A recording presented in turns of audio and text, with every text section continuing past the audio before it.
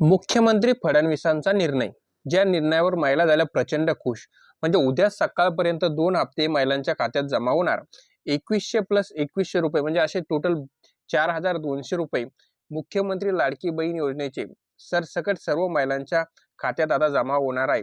तर मित्रांनो, आपण आता ही सविस्तर माहिती पुढे बघून घेऊ.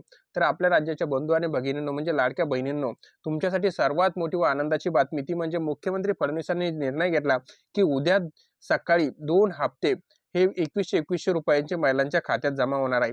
तर काय ती संपूर्ण माहिती आता आपण पुढे व्हिडिओमध्ये A to Z बघणार आहोत. व्हिडिओ हा शेवटपर्यंत बघा, व्हिडिओला स्किप करू नका. आणि जर तुम्ही या चॅनलवर नवीन आला असाल तर चॅनलला सबस्क्राईब करायला सुद्धा विसरू नका. चला तर आता आपण व्हिडिओला सुरुवात करूया. जर आपण बघितलं तर आपण त्या योजनेची आधी पार्श्वभूमी बघूया. महाराष्ट्र राज्य सरकारच्या महत्त्वाकांक्षी लाडकी बहीण योजनेअंतर्गत लाभार्थी महिलांसाठी मोठी आनंदाची बातमी आहे. या योजनेच्या माध्यमातून महिलांना सक्षमीकरण करण्यासाठी राज्य सरकार कटिबद्ध असल्याचे दिसून येत आहे. विशेष म्हणजे विधानसभा निवडणूक झाल्या म्हणजे आचारसंहिता उठता आणि सरकार स्थापन झाल्या आपल्या राज्याचे नवीन मुख्यमंत्री श्री देवेंद्र फडणवीस साहेब यांनी सर्वात मोठी घोषणा केली, ती म्हणजे लाभार्थी महिलांना आता सरसकट 2 हप्त्यांची रक्कम एकदाच त्यांच्या खात्यात टाकून द्यायची. परंतु यामध्ये सुद्धा काही महिलांना 5वा हप्ता मिळालेला नव्हता, म्हणजे आचारसंहिता लागली आणि त्यांचा 5वा हप्ता हा बाकी होता. तर अशा महिलांना 5वा, 6वा आणि 7वा हप्ता हा सरसकट त्यांच्या अकाउंटमध्ये जमा केला जाणार आहे. त्याचप्रमाणे जर आपण बघितलं तर थकीत हप्त्यांचे वितरण कसे होणार, म्हणजे ज्या महिलांना आतापर्यंत 4500 रुपये प्राप्त झाले त्यांच्या खात्यात ऑक्टोबर आणि नोव्हेंबर महिन्याचे 3000 रुपये जमा झाले होते आणि त्यानंतर आचारसंहिता लागली, त्यामुळे याशिवाय राज्य सरकारने डिसेंबर महिन्याच्या हप्त्याचे सुद्धा आता वितरण करण्याचे ठरवले आहे. परंतु ज्या महिलांना नोव्हेंबर महिन्याचा सुद्धा हप्ता हा मिळालेला नाही, अशा महिलांना आता नोव्हेंबर, डिसेंबर आणि जानेवारी या 3 महिन्याचे हप्ते सरसकट मिळणार आहे. यावर आदित्य तटकरे काय म्हटले आपण आता ते बघू.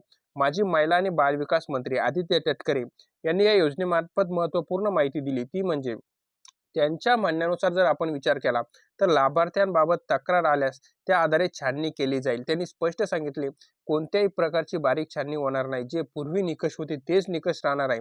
नव्याने प्राप्त झालेल्या तक्रारीबाबत त्यांना माहिती नसली तरी तक्रारी असल्यास त्या संदर्भात योग्य ती छाननी करून त्या महिलांना लाभापासून वंचित हे ठेवण्यात येणार नाही, अशी माहिती आदिती तटकरे यांनी दिली. त्याचबरोबर जर आपण बघितलं योजनेचे महत्त्व आणि प्रभाव कसा आहे, तर आपण बघू शकतो लाडकी बहीण योजना ही महाराष्ट्रातील महिलांच्या आर्थिक सक्षमीकरणासाठी एक महत्त्वाचे पाऊल ठरू शकते. या योजनेमुळे महिलांना जे फायदे झाले आता आपण ते बघूया. जर आपण बघितलं त्या महिलांचे फायदे, तर महिलांना नियमित आर्थिक मदत मिळण्यास सुद्धा या योजनेचा फायदा झालेला आहे. त्याचबरोबर दैनंदिन गरजा भागवण्यासाठी सुद्धा या योजनेचा मदत होत आहे. त्याचबरोबर आर्थिक स्वावलंबनाकडे वाटचाल करण्यासाठी सुद्धा महिलांना प्रोत्साहन मिळत आहे आणि कुटुंबाची आर्थिक स्थिती म्हणजे महिलांच्या मार्फत कुटुंबाची आर्थिक स्थिती सुधारण्यासाठी सुद्धा या योजनेचा फायदा होतच आहे. त्याचबरोबर जर आपण बघितलं तर की लाडक्या बहीण योजनेतील ज्या महिला ह्या आता बाद झाल्या किंवा बाद होण्याच्या मार्गावर आहे, त्यासाठी काय तर राज्य सरकारने सविस्तर सांगितले, आम्ही कोणतेही अटी कठोर करत नाही. ज्या महिला पात्र आहे त्या महिलांना या योजनेचा लाभ हा मिळणार आहे.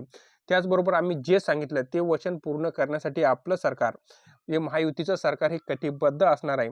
जर आपण बघितलं तर त्यांनी सांगितले की लाडक्या बहिणींना आतापर्यंत ज्या बहिणींना लाभ मिळाला त्या सर्व बहिणींना या योजनेमध्ये नंतर सुद्धा लाभ हा मिळतच राहणार आहे.